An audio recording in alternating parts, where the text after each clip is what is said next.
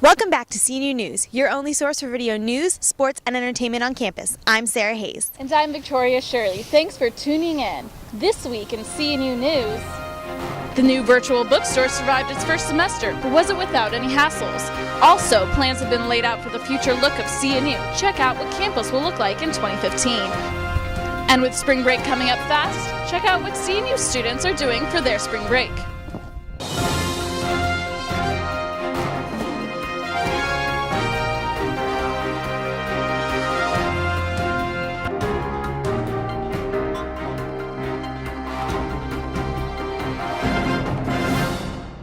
While most college students have heard of Greek legends like Achilles and Odysseus, one remains a mystery. Theater CNU recently uncovered the mystery man in the original workshop production, The Ajax Project, and Sarah caught all the action.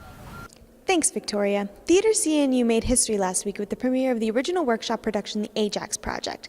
Bringing to light the story of Ajax the Mighty, Theater CNU started with an original text and put a whole new spin on it with the help of Dr. Jana Adamitis. When you're translating a play like Sophocles' Ajax, you want to do actually a couple of things. First, you want to try to stay as true to the original Greek as possible so that a modern audience can really get a sense for what was going on in the ancient theater. You also need to make sure that your translation is really appropriate for the modern world. That is, you don't want to use awkward language. Using the translation of Dr. Adamitis as a base, the cast of the Ajax Project transformed the story from ancient to modern with the help of guest director and adapter Dr. Mary Kay Gamble. I've never done a process like this before, namely taking a translation and then having the actors adapt it. And put the script in their own words, so that when they've created their own characters, and I mean within the parameters, of course, of Sophocles' text, but they were speaking their own words. And because we're using modern dress, it makes perfect sense. We have obviously Americans speaking with American accents. Though all roles play an integral part in the production, Willem Krumik's portrayal of Ajax is pivotal in CNU's adaptation. It's a challenge, not only because he is a legend, and he's a legend because he's huge and he's an explosive leader, but also because he is so articulate and so expressive of these very individualistic principles that I think Americans hold really close to their hearts. Well, it certainly looks like the Ajax Project was a unique experience for both the cast and the audience. If you missed the Ajax Project, be sure to check out the next show in Theater CNU's main stage lineup, A Delicate Balance, hitting the Music and Theater Hall stage on March 17th and 18th. For CNU News, I'm Sarah Hayes. CNU recently made the bookstore virtual by creating a textbook rental system online. With the first try behind us, CNU News reporter Andrew Villagran found out why the changes were made and what students think. Everyone knows by now that CNU's bookstore is no longer open. The official reports from the website say that the upstairs space will be used for a student hangout and the downstairs space will be used for a welcome center. But a lot of people on campus are concerned that their university no longer has a real bookstore. I felt a little sad because I don't feel like there's I don't know, it just doesn't feel like a normal college anymore. It was nice to be able to walk in, physically be able to get your books, and it's just, there's not a personal relationship of getting your books from an actual person, it's just online. Even though the actual bookstore is gone, students can still shop at CNU's online bookstore for everything that they need. I just think it's silly. I mean, what's the point of putting an online bookstore? Obviously, people aren't going to go to their CNU online bookstore to pay full price when they can go anywhere else online, pay less money. It's hard to miss the construction where the bookstore was, and a lot of students are worried about what's going to replace it. I think, what was it called? The crow's nest? I heard it's going to be a student's lounge. lounge. The bottom is supposed to be for the Admission, admin. yeah. It's like, this is where tours are going to start, and upstairs is supposed to be a student hangout place. I mean, that's kind of a neat idea, although on the second floor of the GSU, we kind of have the same thing, and we have study lounges and places to hang out in our dorms, too. So, to me, it just seems like it makes more sense to have a bookstore here, but... When you go to visit other colleges, their bookstores are so big and there's so much school spirit, but when the bookstore is taken away, there's not as much school spirit around. I don't know. There isn't any doubt that the new space will look nice, but the students need their old bookstore back. This has been Andrew Villagran with CNU TV. In other news, President Tribble recently previewed upcoming building projects taking the university into 2015. CNU News reporter Tim Krems brought us a sneak peek of the future of CNU. In a recent town hall address to the CNU community, President Paul Tribble explained his rationale for more campus expansion and a preview of things to come. With the class that began in August, we said, we expect you to live on campus as freshmen, sophomores, and juniors. Heretofore, we'd require freshmen and sophomores to live on campus.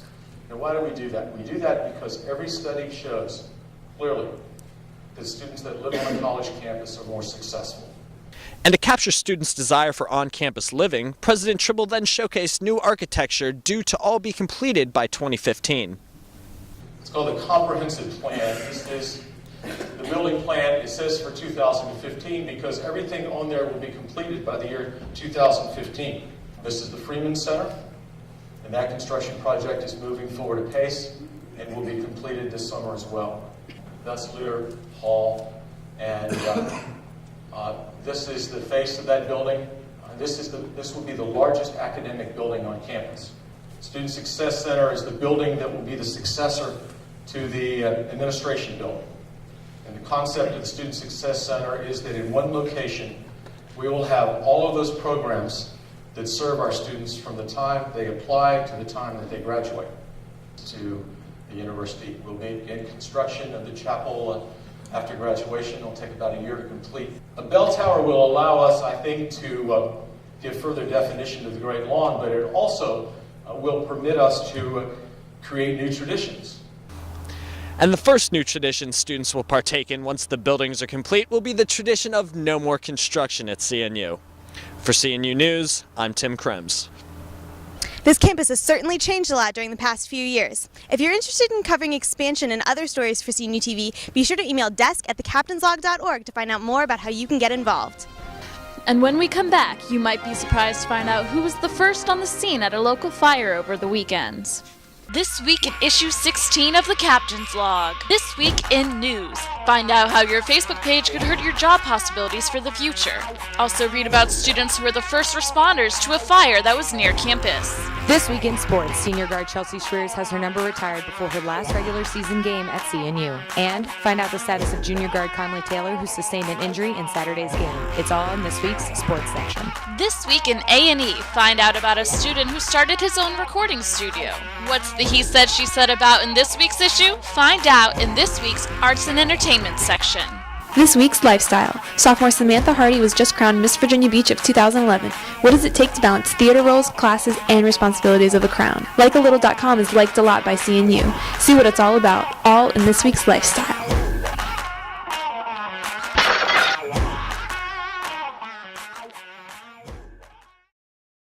A house fire last weekend shut down a stretch of Shoe Lane for over 2 hours. We go to Cassie Vinch at the scene for more.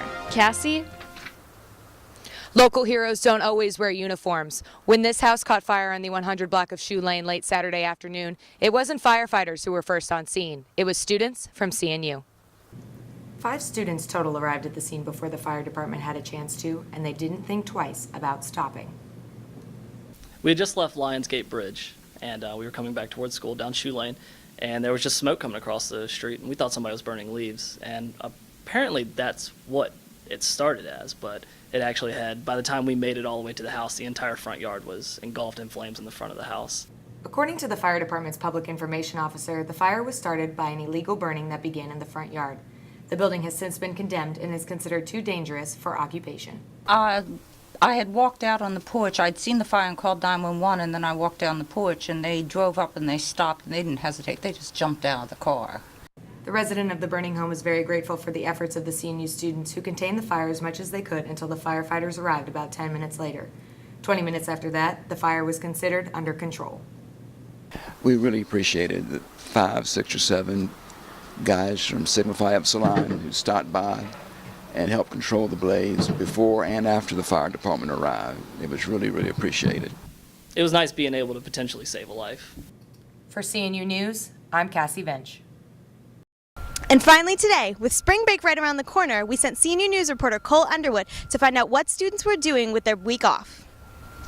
The weather's getting warmer and students are ready for a break. I hit the campus to see what their plans are for the week off.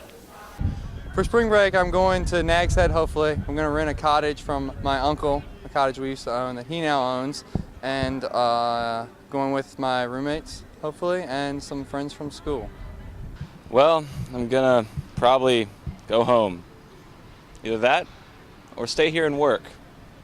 It all depends on if I want to make money or if I want to relax. I'm excited about spring break because we're gonna work, make some money, lift weights, get bigger, and have fun. I am going to Seattle, Washington with my boyfriend Denny to see my aunt and uncle. Yay! Well, looks like a lot of people have fun plans for spring break. Absolutely. This weather is gorgeous, and maybe it'll stay around for a day or two. Sure hope so. Well, that about does it for this week's episode of CNU TV. Be sure to tune in after spring break for more news, sports, and happenings around campus. I'm Victoria Shirley. And I'm Sarah Hayes. Remember, you can always find more video coverage at cnutv.org. And, as always, we'll be seeing you next time.